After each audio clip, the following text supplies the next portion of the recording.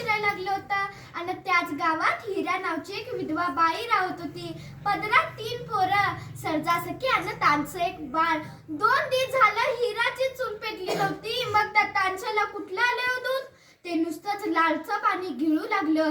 पण त्या पावसाकडे बघत हिराच्या मनात विचार आला की 8 दिवसांपूर्वी आपल्या भावाचा सांगावा आला होता की अक्का मला लय बरं नाही, मला बघायला ये. आपला भाऊ खाच्या गावाचा आहे. 2 वक्ताचं नाही पण एखाद्या वक्ताचं खायला मिळालं तरी चालेल. तिचा निर्णय पक्का झाला. हिरा पण त्या पावसात माहेरी निघाली. हिराचं माहेर भत्ताच्या वड्याच्या पलीकडे होतं. ती काठावर उभी राहिली. आई, या पाण्यातनं कसं जायचं ग? तिच्या गुडघ्या एवढं पाणी आणि पोरांच्या कमरे एवढं पाणी लागत होतं. कशी बशी पाण्यातून ती पलीकडच्या काठावर आली. हिरा आता आपल्या माहेरच्या गावात आली. वड्याला वळसा घालून पुढे गेली आणि भावाच्या दारात उभी राहिली. हिराचा भाऊ नायकू नुसता जेवला होता. तोंडात पान रंगलं होतं. बहीण येतेली दिसली तसं बायकोला म्हणाला, अगं ये अक्का आली, या अक्का. भावानं तोंड भरून स्वागत केलं. असल्या पावसात कसं आल्या सौदेवान सांग? दादाला बरं नाही हो, सांगावा मिळाला. आत्म्याला चैन पडलं नाही, बघावंसं वाटलं म्हणून आलो. अवदिवान साहेब, त्या गोष्टीला आता 8 दिवस झालं. यायचंच होतं तर 8 दिवसामध्ये का नाही आल्या साव? हिराला काय बोलावते कळे ना, तरी पण ती म्हणाली, यायचं होतं वहिने, राहूनच गेलं बघ. बसा बोलत चहा करते. तिकडं भन पावसाचं बोलू लागली. काय सांगू दादा, पावसानं दैना दान केली वा. पाऊस जन्माचा वैरी झालाय बा. शेतात पीक राहिलं नाही. असाच पाऊस राहिला तर घरात पाणी येईल. अगं अक्का, कवा नाही आलीस? 4 दिवस. हे वाक्य नायकूच्या बायकोनं ऐकलं. चहाची कबशी खाली ठेवत ती म्हणाली, आलं पाणी तर येऊ द्या. रातच्याला खायचं आणि निघायचं. हिराच्या अंगावर झाटकन काटा आला. चहा गोडच होता पण कडू इट्ट लागला. नायकूच्या बायकोनं नायकूला आत नेलं आणि म्हणाली, म्हणजे बहिणीची तुम्हाला कळकळ आहे आणि बहिणीला तुमची किच्ची कळकळ आहे हो? अव, गेल्या वर्षी म्हस इकतच मागत होतो ना वा, काव दिली नाही?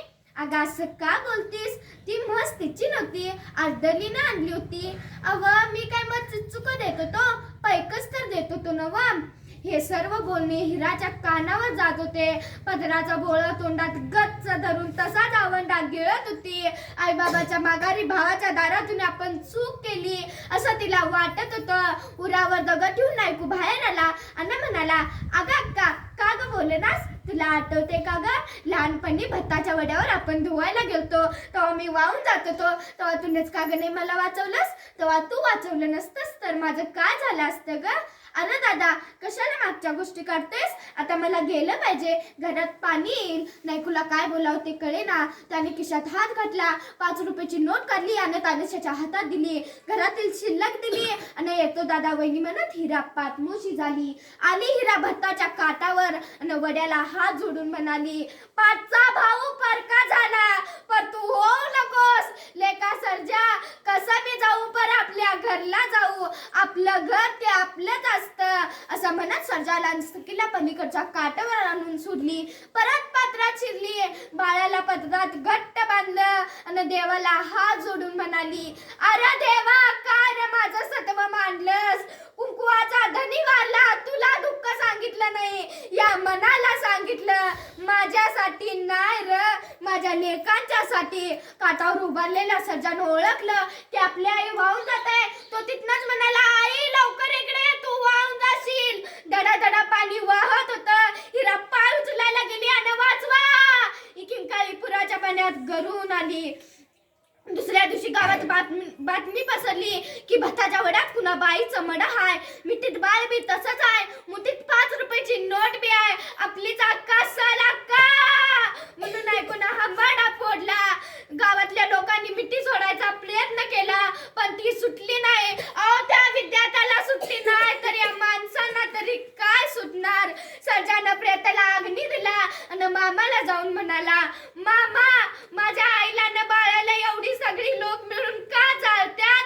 नायकूनं सर्जाला जवळ घेतलं आणि म्हणाला, नाही लेका, नाही, तुझ्या आईला म्या जाळलं. संपूर्ण दुनियेचा महापूर ओसरला होता पण नायकूच्या डोळ्यातला महापूर ओसंड वाहत होता. उतडी भरून वाहत होता. धन्यवाद.